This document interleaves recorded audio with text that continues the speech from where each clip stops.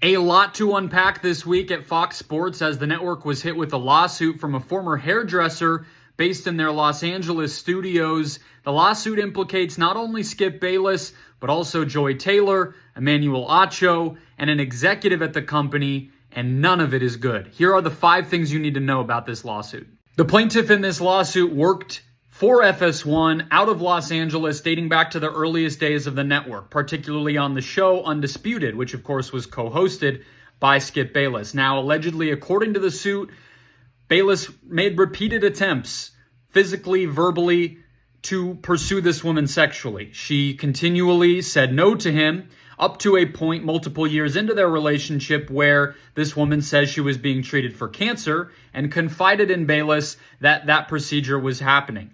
He responded by offering her $1.5 million allegedly to have sex with him at that time, and she said no.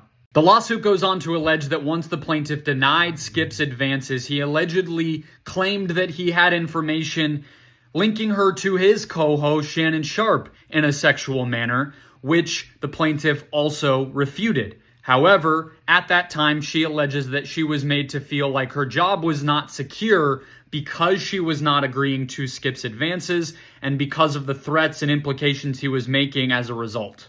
The second thing to know is that the plaintiff, who remember was a hairdresser at the network, attended a birthday party for Joy Taylor, one of the talent at the network, in 2017. She alleges in this lawsuit that at that party she was groped unwantedly by an FS1 executive named Charlie Dixon. Now, this is where Joy Taylor's involvement in this lawsuit allegedly starts to begin, where not only was this her birthday party, but the hairdresser, the plaintiff, alleges that she knew at that time that Taylor was having a relationship with Mr. Dixon. The hairdresser plaintiff alleges that she came to Joy Taylor at that time following being groped by the man because she knew that Taylor had a relationship with him and might be able to help. And Taylor told her to, quote, get over it, and that because Taylor felt she only had her job as a result of her relationship with Dixon, she made an impression to the plaintiff that she, the plaintiff, could lose her job as well if anything crossed Dixon the wrong way. Thirdly, we zero in on Taylor once again, where the lawsuit alleges that in 2016, the plaintiff found out that Taylor had pursued a sexual relationship with Dixon in order to land the moderator role on Undisputed, the show that Bayless, of course, hosted. The fourth category is how Dixon, the FS1 executive, allegedly utilized financial influence to keep the relationship with Taylor a secret. Now, while the plaintiff, the hairdresser, allegedly knew about their relationship and knew that that had led to the breakup of Taylor's first marriage, for example, this lawsuit also alleges that Dixon went to extreme lengths to keep what was going on between him and Taylor private, including what the plaintiff alleges was a payoff of Taylor's second fiance, a former NBA player, to give them wedding deposits in exchange for that fiance to keep silent even after they broke up.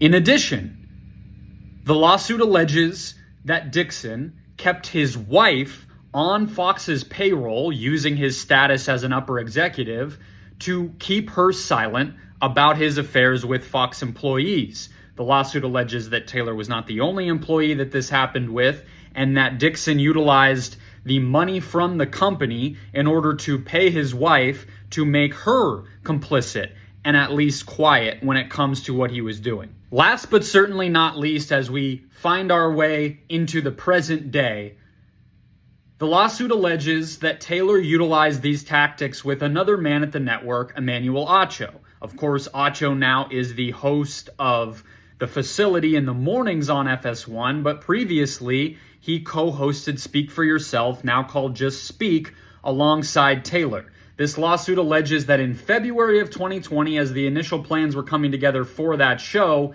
the plaintiff discovered that both Acho and Taylor were engaging in a sexual relationship at the same time that Taylor was engaging in some of these other things. Taylor expressed to the plaintiff allegedly that this was a means of acquiring power at the network and that she could protect the plaintiff and her own career because of these relationships. While these allegations are of course salacious, and we at Awful Announcing, as much as anybody, like to follow the ins and outs of sports media, what's being accused here is very serious. The plaintiff, who was a lower level employee at the company, argues in the lawsuit that this culture and these practices around her and her knowledge of them led to negligent supervision, retaliation, wrongful termination, and the complaint wants this to go to trial. She accuses this network and its employees of harassing her in a variety of different ways and is obviously very serious about creating a fight out of this. We don't know what will happen next or how Fox will necessarily respond, but for now, this is huge when it comes to what is going to happen next at FS1.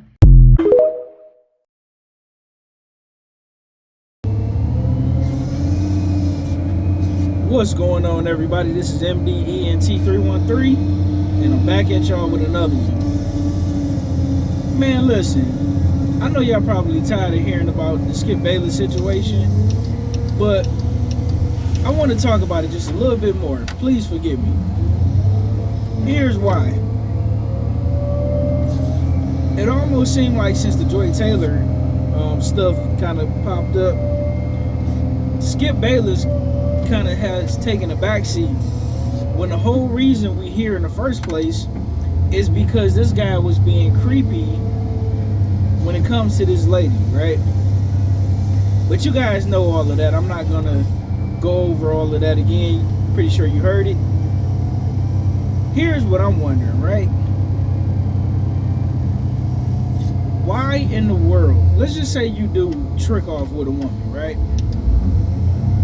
Why in the world would you offer a woman who isn't a celebrity, who isn't already rich, who never had that kind of money, why would you offer her life-changing money when that same woman, you could have probably, well, not in Skip Bayless' situation, but you know, most guys, you could have probably offered that same woman $300 to $400 and she probably would have been with it. And the hilarious thing, when I go back and I do my research when it comes to this situation, right?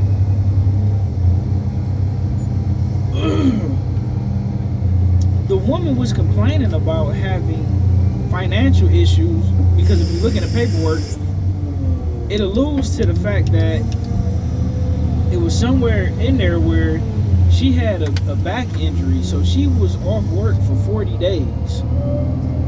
And she was worried about, you know, potentially getting fired.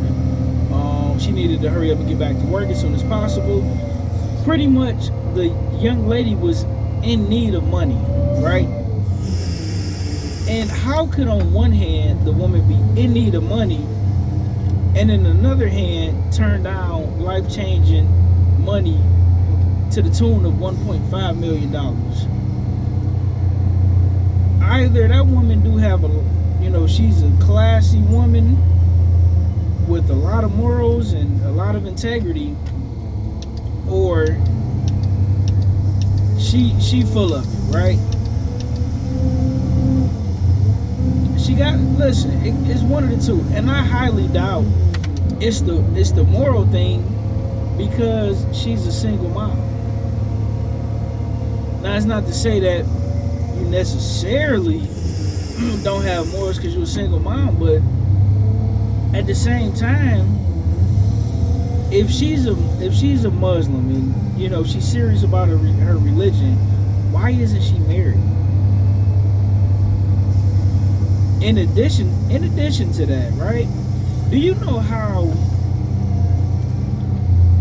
grossed out a woman would have to be by you for her to look at you and say, it is no way in the world I would touch you. I would rather die than touch you. She told Skip Bayless, like, fam, just think about, she allegedly told Skip Bayless that I got ovarian cancer. just to get this man to stop flirting with her and stop groping her. Dude, when a woman, listen, I heard women say silly stuff like, I got a boyfriend, even though she was single, because she turned off by you. She got a girlfriend, because she turned off by you. You know, she not looking for a relationship. She not looking to date. She focused on herself. But for a woman to say she have ovarian cancer to get you from talking to her, and you still offered her 1.5 million is insane. And let's just say hypothetically she was with it. Why are you trying to level up a woman that you just trying to bust down? Like, I see you trying to upgrade the woman that's been with you since day one, or a woman that you know, been in a relationship for years, and you know, you thinking about marrying, or you marry or something like that. Why are you trying to level up a jump off to the tune of $1.5 million? And why, and another thing, why is this taking a back seat to the Joy Taylor situation? We know what women do to get ahead. Not all women, but a lot of women. We know what they do. But for Skip Bayless, I wonder why there's no outrage for Skip Bayless.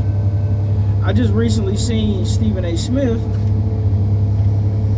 come out and defend, Skip Bayless, and say, listen, the Skip that I know would never do such a thing. And shout out to Stephen A. Smith for being loyal, because Skip Bayless is the one who put Stephen A. Smith back in the game. He pretty much put him on, helped get him popping, helped, get him popular and all of that stuff. So, of course, he was going to stand up for him. But shout out to Stephen A. Smith. He also stood up for Jay-Z. So I got to give Stephen A. Smith his credit on that.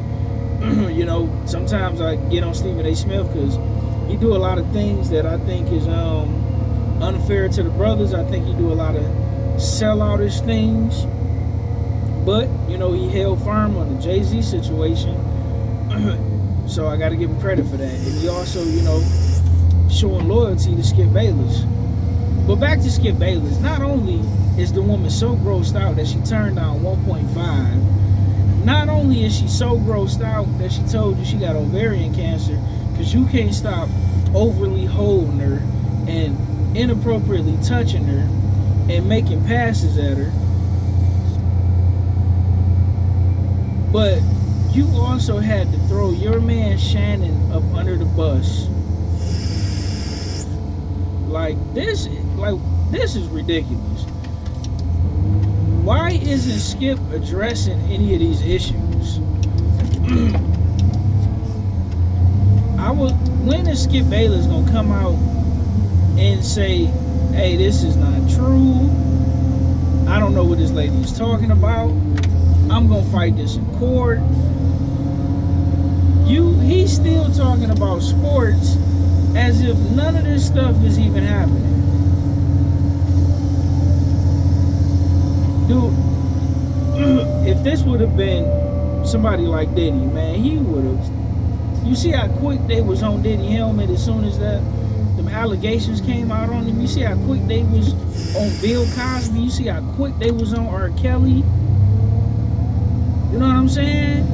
Like, they got them boys together oh so swiftly. But it's almost like this stuff with Skip Bayless ain't even happening. You know it's bad when even Joy Taylor, why is Joy Taylor coming out to defend herself and Acho pretty much coming out to defend himself? But Skip Bayless, he's the main culprit in this investigation, and this man ain't said not a word. I mean, old perv, if you will, allegedly, right? I couldn't imagine some allegations like this coming out in my 70s, man. it's embarrassing for them allegations to come out, period. But in your 70s, so you know your career is pretty much over and done with. But let's just say this situation is true. How long has he been getting away with this? Because this Me Too stuff is kind of really started picking up in like the mid 2000s, mid to late 2000s. Could you imagine the stuff he was getting away with in the 70s, the 80s, the 90s, the early 2000s? If, this is true. That means this man has been getting away with this stuff for the better part of 5 decades. Where is cancel culture? Y'all be so quick to cancel y'all own people, but when it comes to other people, y'all are radio silent. Y'all are still talking about Diddy.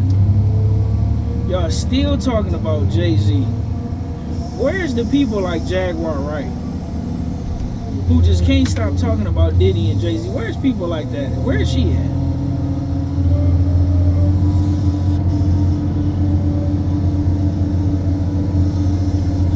Nowhere to be found, man. This is ridiculous, man. Let me know what you guys think in the comment section. Like, share, and subscribe. Listen, last but not least, if you're gonna trick off with a woman, do not upgrade her. If she broke and she really don't got nothing, you give her as little as you possibly can. And with that being said, ladies and gentlemen, I'm out. Peace.